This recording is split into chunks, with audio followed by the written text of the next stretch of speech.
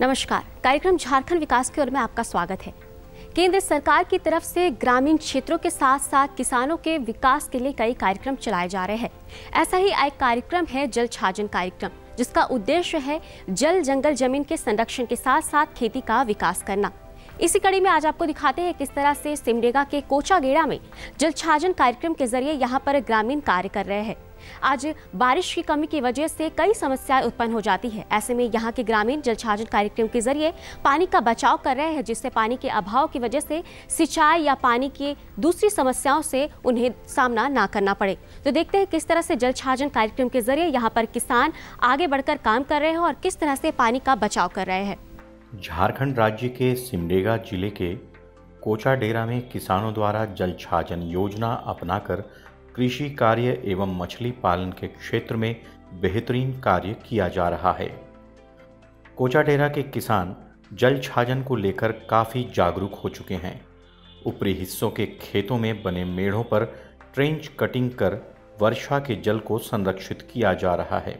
दर्शकों नमस्कार, झारखंड विकास की ओर कार्यक्रम में आपका बहुत बहुत स्वागत है। दर्शकों, इस कार्यक्रम के तहत हम आप पहुंचे हैं सिमडेगा जिला और सिमडेगा सदर प्रखंड के अंतर्गत हम आप पहुंचे हैं एक ऐसे गांव जहां की बिल्कुल एक ज़माने में बंजर भूमि देखने को मिलता था। कैसे क्या हुआ यहाँ कि अचानक से यहाँ हरियाली आ गई। हमारे पीछे आप देख रहे हैं तालाब, यहाँ तालाब खुद गया, तालाब में मछलियाँ पाली जा रही हैं। किसानों की आमदनी दुगनी नहीं चौगनी होती जा रही है। क्या वजह हुआ, आइए जानते हैं यहीं के एक किसान से। लाला लकड़ा है। पिताजी का नाम क्या है? याकूब लकड़ा है, स्वर्गीय है। गांव कोचडेगा बसबहार है। जिला सिमडेगा कोचडेगा है। आप क्या करते हैं? आप यही किसान कर रहे हैं ना, खेती बाड़ी कर रहे हैं, किसान है। तो खेती बाड़ी में तो सबसे जरूरत होता है पानी का। पानी तो देखिए वो ऑटोमेटिक है सर।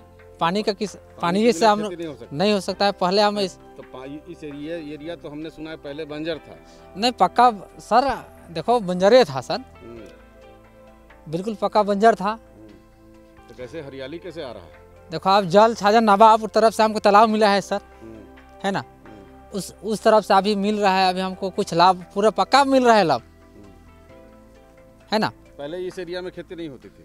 होती थी में कुछ 2000 कुछ से होती थी, लेकिन बहुत जगह में कुआं तालाब था, वहाँ होती थी। इसके अलावा नहीं होती थी। जिसका वर्षा पर पूरा आधारित नहीं, वर्षा में तो पूरा आधारित था सर। मतलब धान हुआ नहीं भी हुआ? नहीं, वो तो वही है, धान हुआ तो हुआ, नहीं तो गया। अगर बारिश नहीं होगा तो कहाँ से होगा सर। अब देखो इससे काफ़ी अभी लाभ हो रहा है सर। जब तालाब हो गया, तालाब से अभी खीरा लगाए हैं, करेले लगाए हैं, मिर्चा लगाए हैं सर, बोदी लगाए हैं सर।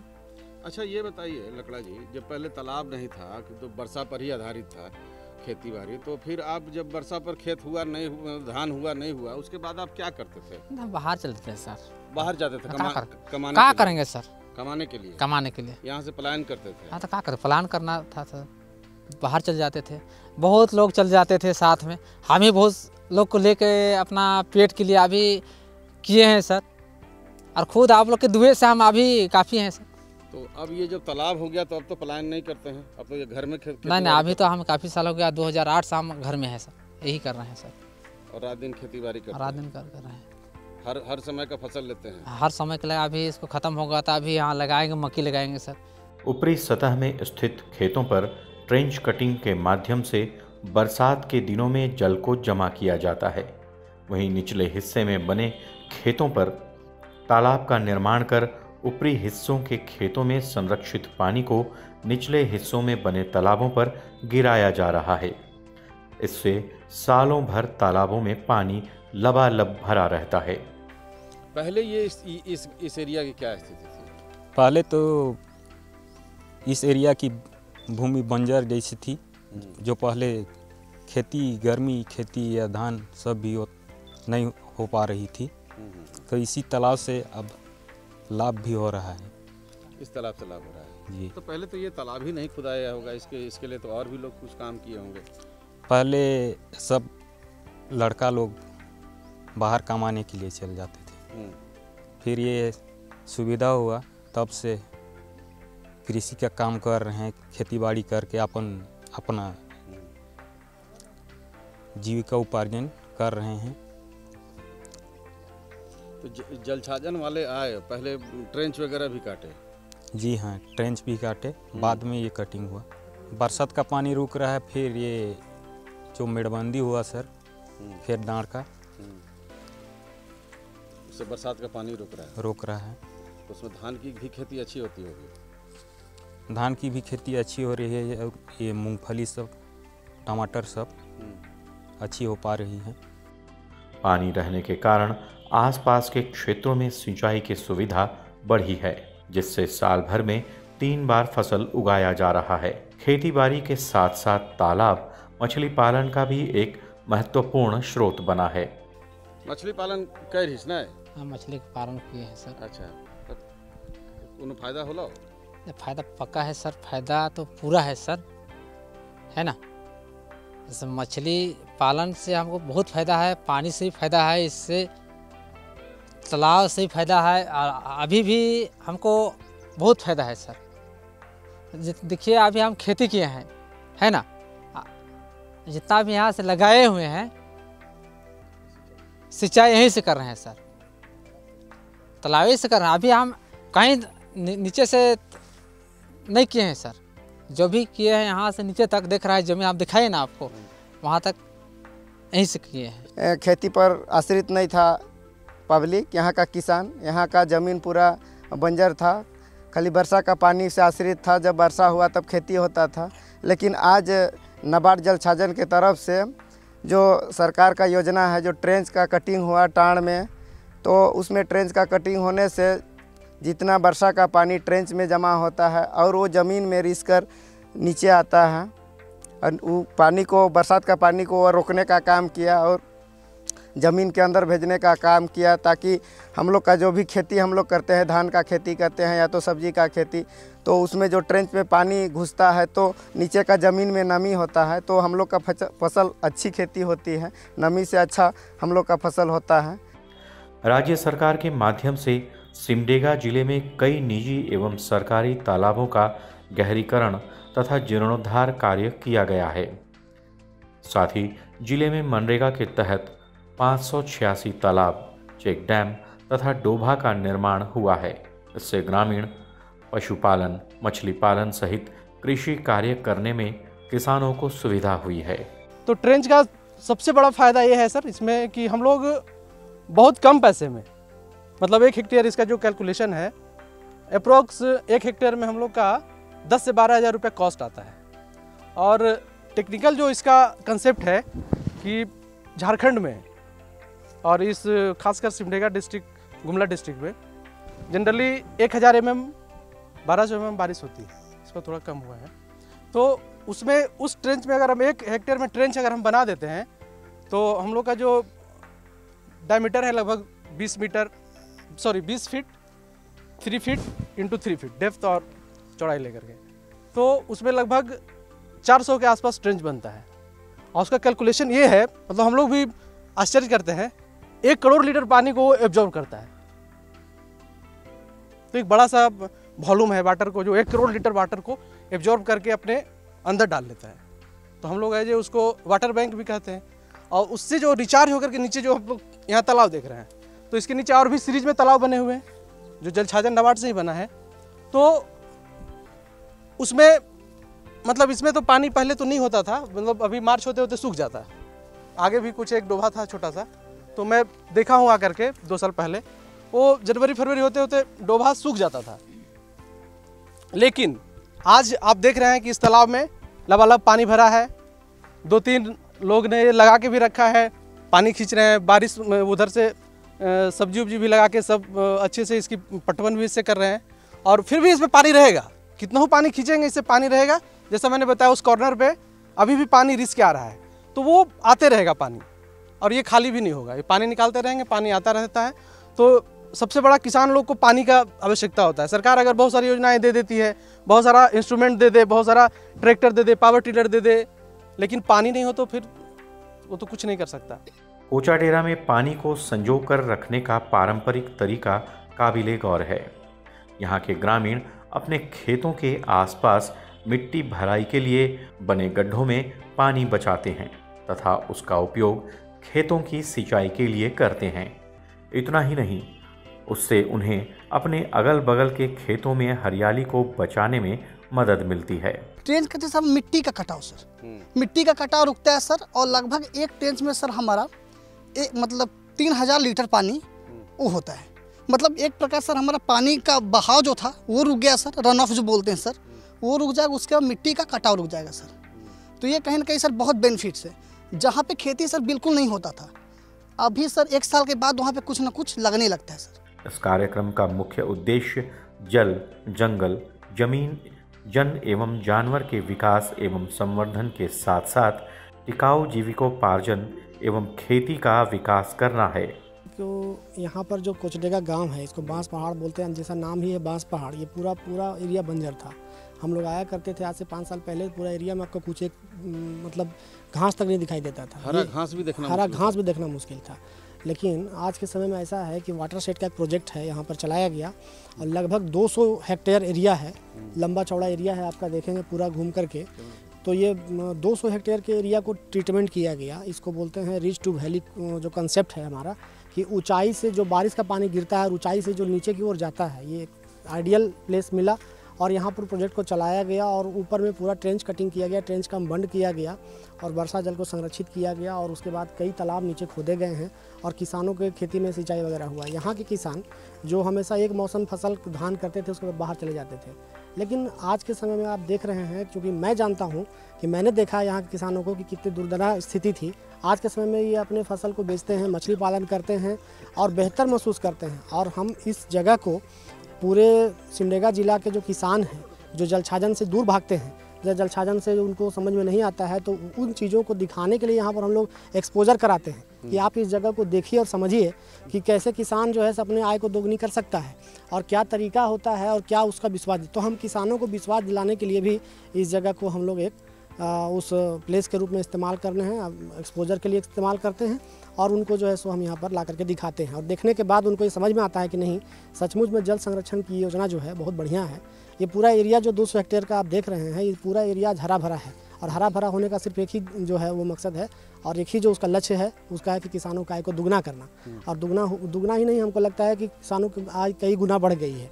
अभी तो जब किसान जो मछली खाने को तरसता था, आज वो मछली बेच रहा है, ये स्थिति है। आज गर्मा फसल आप देख रहे हैं कि चारों तरफ गर्मा फसल लगा हुआ है, इनकी आय को निश्चित रूप से बढ़ाता है।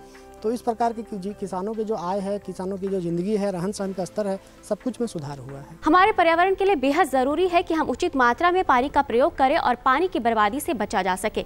ऐसे में जल छाजन कार्यक्रम के जरिए यहाँ पर ग्रामीण एक बहुत ही अच्छा उदाहरण पेश कर रहे हैं कि किस तरह से बारिश के पानी का जमाव किया जा सके, जिससे आगे चलकर सिंचाई जैसी सुविधाओं से आगे में लाभ मिल सके। तो देखा आपने किस तरह से यहाँ पर जल छाजन कार्यक्रम के जरिए इन्हें लाभ मिल रहा है। इसी के साथ कार्यक्रम में बढ़ते हैं आगे और लिए चलते हैं आपको रांची क्षेत्र में, जहां पर कौशल विकास योजना के साथ आज कई युवा रोजगार से जुड़ रहे हैं। आज कौशल विकास योजना इतनी महत्वाकांक्षी योजना बन सकी है कि लोग आज रोजगार के साथ साथ दूसरे लोगों के लिए रोजगार का द्वार खोल रहे हैं। देखते हैं किस तरह से यहाँ कौशल विकास का प्रशिक्षण यहाँ पर युवा ले रहे हैं और इससे आगे चलकर रोजगार से जुड़ रहे हैं। कौशल विकास के क्षेत्र में झारखंड राज्य इतिहास रच रहा है।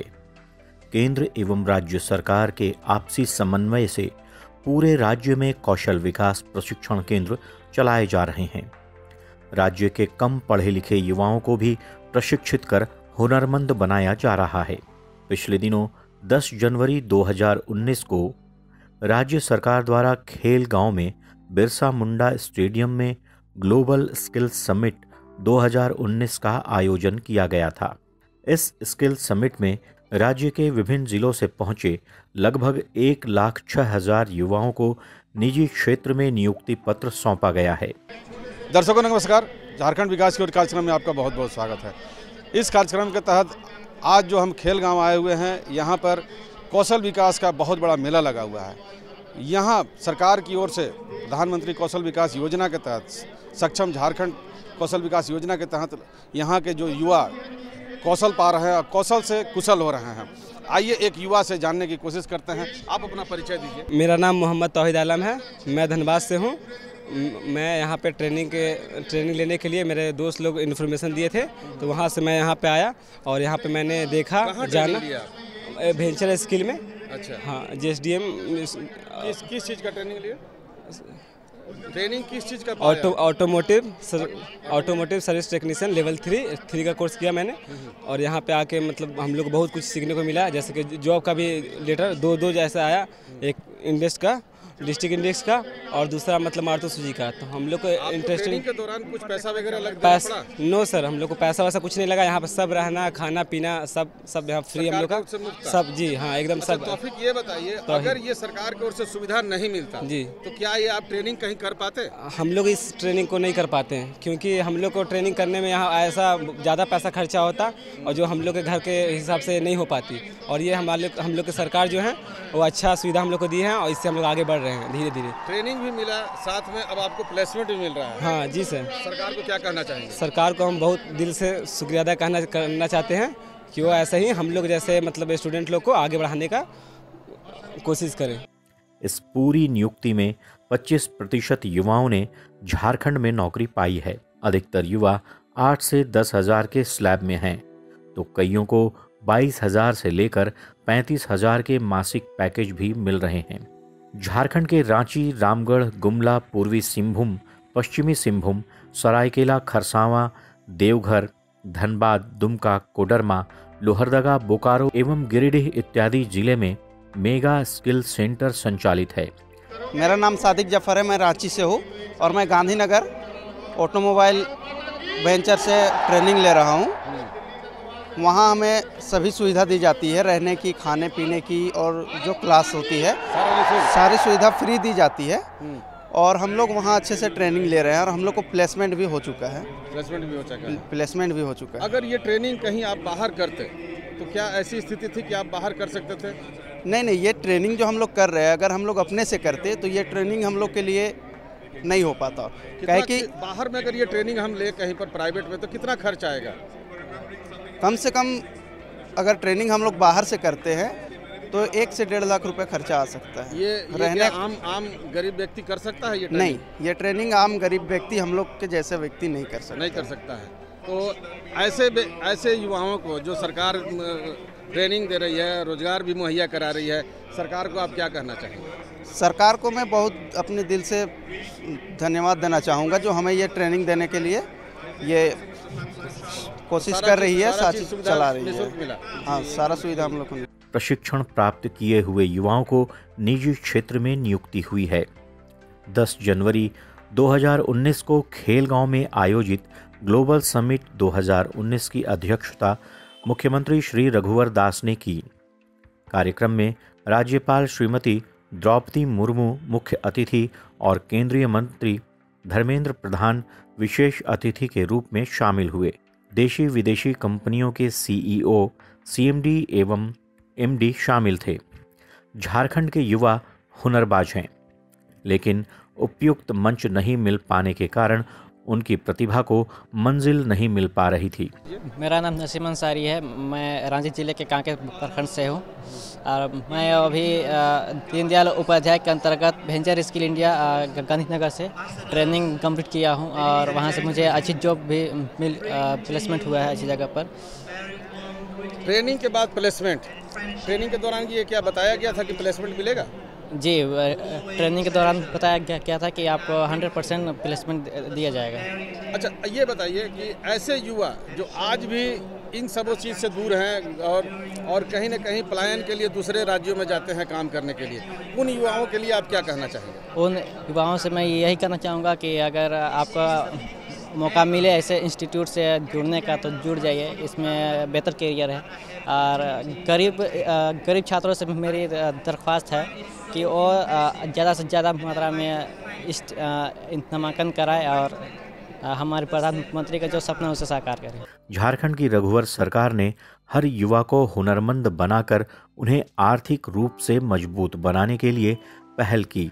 कौशल विकास के तहत युवक युवतियों को हुनरमंद बनाने के लिए झारखंड कौशल विकास मिशन सोसाइटी कई स्तर पर प्रयासरत है। देश और दुनिया में रोजगार के ढेरों अवसर बढ़ रहे हैं। Good morning, my name is Prem Dubey और हम कौशल विकास योजना में करीब 1 मंथ हो चुके हैं।